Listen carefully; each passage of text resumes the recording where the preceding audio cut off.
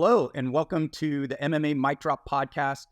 This is episode number 4. My name is Jade Bunky, and I am joined by the one and only Milo McGregor, who went undefeated in his MMA picks from the last fight card, and we're going to see if he can do it again. In this episode, we're going to break down every single fight on the Dariush versus Tsarukyan card, and what a card it is. In terms of where I would rate this card, I would rate it an A in terms of quality. I would also rate it an A in terms of my excitement. There are good fights all the way down the card, from the early prelims all the way to the main event. There's title implications in the main event. There's an opportunity for some serious movement in the rankings and some of the other fights.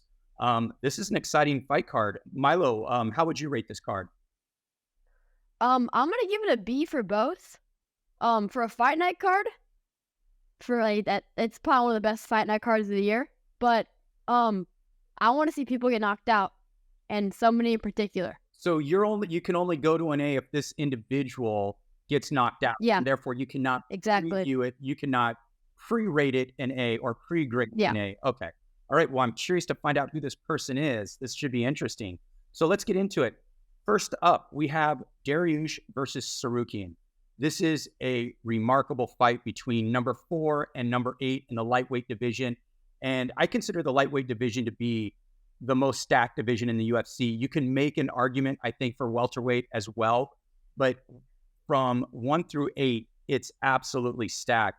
And this is interesting. So Dariush, he's coming off a loss, but he's coming off a loss to Charles Oliveira.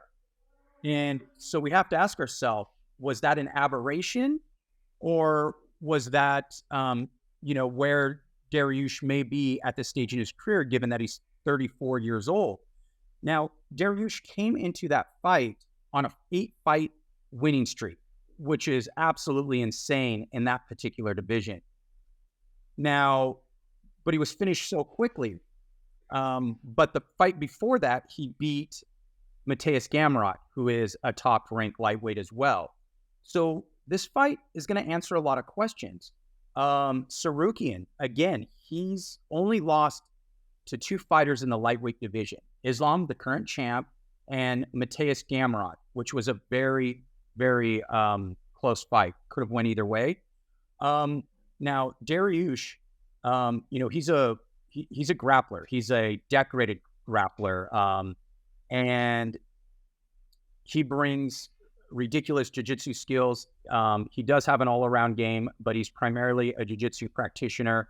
I think Tsarukyan is a little more well-rounded. He's much younger, and this is an interesting fight where we're going to see where both individuals are at this stage in their career. But give me Dariush by decision. What's your pick? I'm going to go Dariush by submission. In what round? Final round. So round 5. All right. Dariush by submission. All right. And you should listen to what Milo says. Like I said, during the last fight card we previewed, he went undefeated. The one before that, he went 8-3. For some reason, he seems to know what he's talking about. I have no idea why, but he does. So there we go. All right. So the next fight was supposed to be Dan Hooker versus Bobby Green. Now, Hooker is out, but Jalin Turner is in. And I think this is a tougher fight for Bobby Green. Now, if we look at that last fight between Dan Hooker and Jalin Turner, Turner was winning in the beginning. But what Dan Hooker demonstrated was unworldly toughness. I believe he broke his wrist. He fractured his cheekbone, and he still was able to edge out a decision. I could only imagine what was going through the mind of Jalin Turner of what do I have to do to put this guy away? And Jalin Turner's tough too.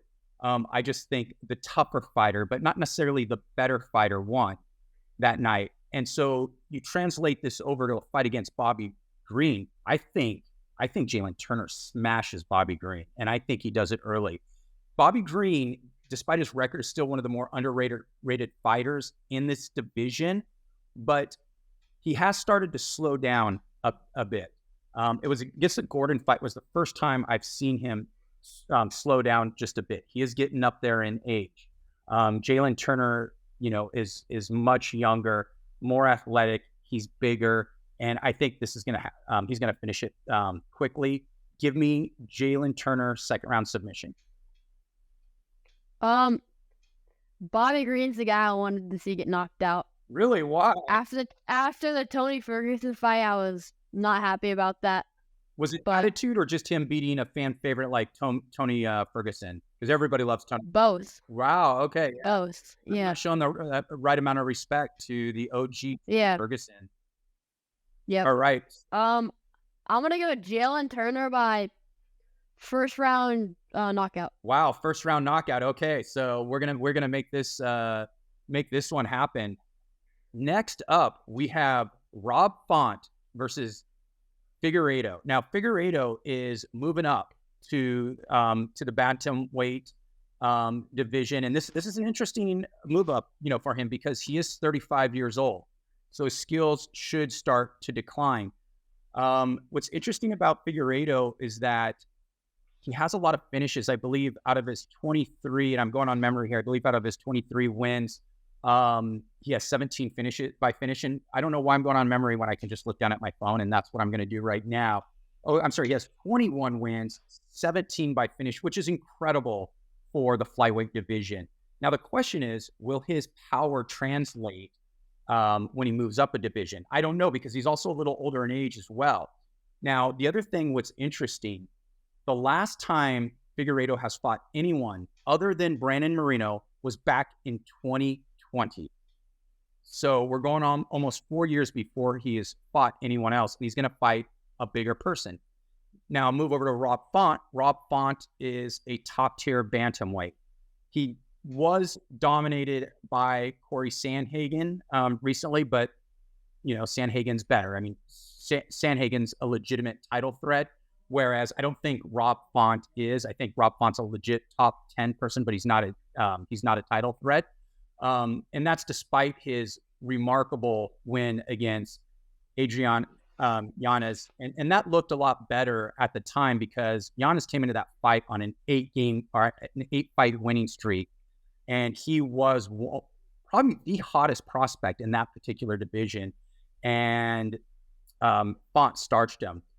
So this is really good matchmaking. This is a great first test for Figueiredo in this division. But Font, I believe he is now 36, 37. So he's at that stage where he's going to start falling off. And I'm going to go with the slightly younger fighter who's been more dynamic, even though has been at a lower weight class. So give me Figueiredo by decision. I think he's just too small. Especially that. I feel like when flyweights move up like that, it never really goes too well, like really rarely. Okay. So I'm gonna take Rob Font by decision. Okay. But he's gonna win all 3 rounds. Oh, so it's gonna be a dominant decision. Okay, that's good. A level of specificity with your pick. I like that. So let's move on to the next fight, and this is it really demonstrates the strength of this fight card for a fight night card, given that this is the 4th from the top. It is Sean Brady versus Kelvin Gastelum. I think this is a great matchup. Now, Gastelum is interesting. He took a little time off. He came back. He beat Chris Curtis. And I think the thing that you have to think about with Gastelum is the strength of schedule. And I am going to read through some of the fighters that he's fought consecutively because it is a who's who of the middleweight division, spanning, fighter generations per se.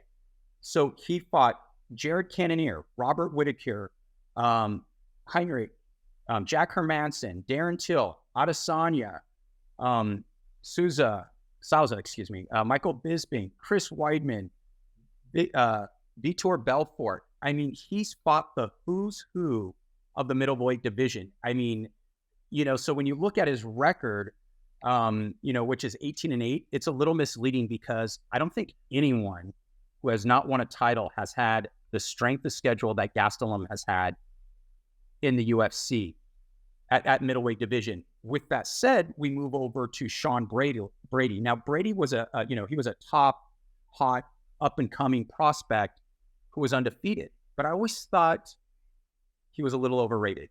he hasn't fought good competition yet. I would say Belal Muhammad was his first real test, and he did not pass that. Jake Matthews, who we fought previously, is a decent fighter, but that's somebody that I don't think is going to give a true prospect that big of a test. He's 15-1. He's in the top 10. I do not think he's a top 10 fighter. Now, he could stick around in the top 10, but I consider this to be his last fight. Excuse me. Let me rephrase that. I think he can be a fighter that sticks around in the top 15, but I don't think he will stick around in the top 10. And I think this will be his last fight in the top 10. Give me Gastelum by decision. I'm gonna agree with you. Okay. By decision. All right. Any insights into why? Is it strength of schedule? Is it just more experience, or? Yeah, just more experience. Yeah, he has. I think it's. Yeah, I think it'll be decision. Yeah, and what's crazy is because Gastelum's only 32. He's been in the UFC for so long. He's fought so many good guys. How is this guy only 32? Which is, just amazing. And so he's still in his athletic prime. I'm curious to see what he still has left in him. Yeah. And I think this should be a pretty one-sided affair, though not maybe a dominant one, but one-sided. All right, so we move over now to Clay Guida versus Joaquim Silva. Now, I think this is where the matchmakers did a good job in terms of putting together a fight card that's fan-friendly. Guida is a fan favorite. People love to watch him, even though he's 41. And I think that's going to be the problem. He's fighting Silva, who is in his 20s. I think Guida's going to get finished. Give me Silva by second round TKO. I think I'm gonna go Guida by decision. By decision. Yeah, and it's interesting because even at 41, he still has a good gas tank. He still has good cardio. He still has a lot of crazy movement, maybe not as much, but he is still fun to watch. He's somebody for whom I'm going to be rooting. But yeah, I just don't think it's going to happen at this age because, 41 in the UFC is, look, 37, 38 is really old in the UFC. 41, particularly at these lower divisions, it's going to be tough. It's going to be tough, but we'll see. I agree. Yeah. So moving on, we have Soriano versus Stoltzfus. And I might be pronouncing his name incorrectly. I find this is to be an interesting fight. Soriano came in with a lot of hype, hasn't really lived up to it. He's still, I think a good fighter. I think Stoltzfus is not that bad. And again, I'm probably mispronouncing his name, even though when I glance down and I look at his name, I'm still not pronouncing it correctly. But give me Soriano by third round TKO. I think Soriano by decision. All right.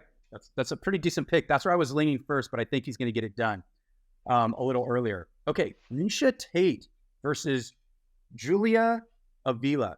Now, Julia Avila, she has been off for 2 years. She's had a child. She's 34, but she's still much younger than Miesha Tate. Yes, Miesha Tate has been more active recently, but again, it's really when you get to that 30, unless you're somebody at age 37 that has remarkable power, or you're an elite jiu-jitsu practitioner that can win in almost any situation, even if you're at a severe disadvantage, you could prolong your career and have success as you get up there in age, or unless you're just Jared Cannonier. Well, he does have good power, but who for some reason at 38 is just really turning it on. But I think those people are more of the exception than the rule. Give me Avila by decision. I'm going to say Tate by decision. Yeah, and what's interesting with this particular fight is that, again, where the matchmakers have done a good job mixing in some really high-level fights at the top of the card, and then some fan favorites, such as Miesha Tate is a fan favorite. So it's always fun to watch her, just like Clay Guida. So, we'll see what happens. But I think it's a fun matchup. I think it is an appropriate matchup. And we'll see what happens on Saturday. Next up, Cody Brundage versus Zachary Reese. I watched Zachary Reese on the Contender Series. He came into the Contender Series 5-0, all first round finishes. He left the Contender Series 6-0, all first round submissions. I mean, he looked good. He looked good. He was able to get a submission from his back. And I think Cody Brundage, I think this is his last fight in the UFC. I think he's going to be cut after this fight, and I do not think it's going to go well. I think Reese is going to enter the UFC by continuing his finish streak with a first round knockout, or I'd say TKO of Cody Brundage. What do you say? I agree. I think it's going to go first round. It's not going to last long. Yeah. They're both still young though. They're both 29. So yeah, they're both young. I just think there's a skill gap, and I think that's the thing with and it's interesting. Cody Brundage, he was fighting well against Rodolfo Bellato, who is the best jiu-jitsu practitioner in the UFC, and then he decided to he tried to jump guillotine against the best jiu-jitsu practitioner in the UFC, and then just got, quickly submitted there after that. Probably one of the dumbest fight moves you will ever see. But again, I agree. This is going to be a quick night. Reese, we both have him first round finish. All right. Next up, we have Joe Solecki versus Drakkar Klose. I think both are pretty decent fighters. I don't see either one as really top level UFC, but they're definitely not bottom of the barrel. They're both solid fighters. I think this should be a fun back and forth matchup. Give me Joe Solecki by decision. Either or. I think it's gonna go to decision. But I think I'm gonna go with the opposite of you. So I'm gonna go. How do you say his name? Drakkar Klose. Drakkar. I'm gonna go with Drakkar. I'm gonna go with the opposite of you. All right, there we go. Well, hey, last time it worked, it helped you go undefeated. So we're gonna see if you can do that again. All right. Next up, we have Steve Garcia, and I'm gonna try to pronounce his name correctly. Melquizael Costa, and I'll refer to him as Costa from now on. I watched Costa's last fight. I actually watched his last two fights, and he looked really good. He looked really fluid. He demonstrated good volume. His movement was excellent. Now, what I don't know is he fought Austin Lingo. Is that because it's the level of competition against which he went, or was it that he is, demonstrated a level of skill that he would be able to transfer to other highly ranked fighters, or better fighters, I shall say. Now, Steve Garcia is good. He's comes in, he's 14-5. He has a little bit of power. He's a solid fighter. But give me Costa. Give me Costa by a fun decision where he might face a little bit of adversity in the first round, but I think he's going to look good, and I think he's going to get this one done by decision. What do you think? I think third round submission. Third round submission by whom? Costa. Okay. Interesting. Yeah. No, he's looked good. He looked really good in his last fight. All right. Next up, we have Rodolfo Bellato versus Ihor Potieria. Now, Bellato, I watched him on the Contender Series as well. Now, he's tough. This guy is the personification of tough. He is, or maybe we might call him Dan Hooker light, but he's going to have to earn that given what Dan Hooker has demonstrated thus far. But he got tagged a few times in the Contender Series against a really strong up-and-coming undefeated prospect, a Dagestani wrestler who also had a really strong stand-up game as well. And he went through fire, but you just could not hurt this guy, and finally finished his opponent. He only has 2 losses on his record, and those are both to the same person, and that's Petrino, who is a really good prospect in the UFC. And he has showed some promise against Petrino in the Contender Series fight, even though he ultimately did lose.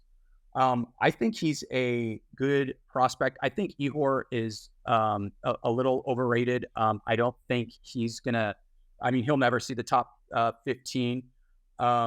Give me Bellato by third round TKO. I think he's going to wear on him. I think he's going to beat him down. And I don't think anything that he gets back in return is going to hurt him. He's shown this level of toughness, and he's going to show again that he can take a punch, and he's going to be able to deliver one even better. I think I'm going to go Bellato by first round knockout. Good call. He has some heavy hands too, so that's an interesting one. All right, next up, we're getting to our last two fights. We have Wellington Turman versus Gooden. Not really too excited about either of these fighters. Appropriate for a filler. Give me Turman by decision. I'm gonna go Jared by decision. All right, and last up, we have Veronica Hardy versus Jamey-Lyn Horth. Horth is undefeated at 6-0. We don't know how good she can be. We have seen Hardy, despite looking good in her last fight, hasn't looked good in previous fights, even though she took some time away from the UFC. Give me Horth by decision. Same, Horth by decision. All right. Well, so, go ahead. Nothing. All right. So there you have it. Those are our picks, but stick around because we are going to do another segment. This is called Kicking It with Milo, where we get to learn a little more about the one and only Milo McGregor. So if you don't know, now you know. Milo is one of the top ranked up and coming surfers in the United States at the amateur level. Yes, he's only 16. He is winning contests against older kids. He is doing quite well. And he did something kind of interesting at a wave park. And I'd like him, Milo, I'd like you to tell us about it. We went actually at different times. For those of you who do not follow surfing, there is an artificial wave pool in Waco, Texas. I've been 3 times. How many times have you been? I think I've been 3 times too. You've been 3 times? 3 times. And one time we actually met. I met up with you when you were there. And then this last time I went about a week or 2 after you and your dad were already there. And you did some cool stuff. Tell me about your experience and what did you do that was pretty interesting there? On my last wave of the entire trip there, I was doing a trick or a move called an air reverse. You can look it up. Well, actually, you'll see it in a second. But I didn't think I was gonna land it. And the people that create the waves, they like send you waves from like the machine. I wasn't supposed to get the wave, but they gave me one last wave, and I wanted to land it so bad, and I clutched up and landed it. So yeah. That was sick, and we're going to put this in there so all of you can see it as well. And that was sick because I remember there are 2 takeaways. One, I saw you were doing some other airs that were really cool, and then this one where you brought it all the way around. But then I saw your finish, and it looks like you never pulled that maneuver before because I think you decided. But that was pretty sick. That was some big league stuff there. Thank you. Yeah. No, that was cool, and we'll put that in the video. Anything else before we conclude? Or let me just say this. This is a really fun fight card. I'm really excited about this. There are a lot of good fights. I thought the matchmakers did a great job from top to bottom, for a free fight night card. And in particular, that title fight, or not that title fight, but that main card, that top fight has some pretty significant title implications, even though maybe not immediately, perhaps in the next year or so. With that said, Milo, do you have a last word for anybody? The kook of the week is Bobby Green. Oh, the kook of the week. That's right. We do have, I forgot that section. We do have the kook of the week. He's the kook of the week, even though he disrespected Tony Ferguson a little while ago.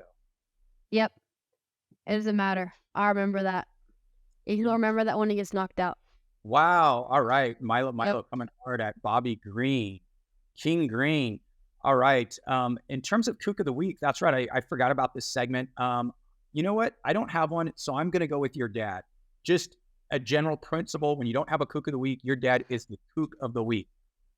Right. I agree. You agree. Okay. So with that said, any last words? Do you have a last word? Drop the mic. Drop the mic. We're out.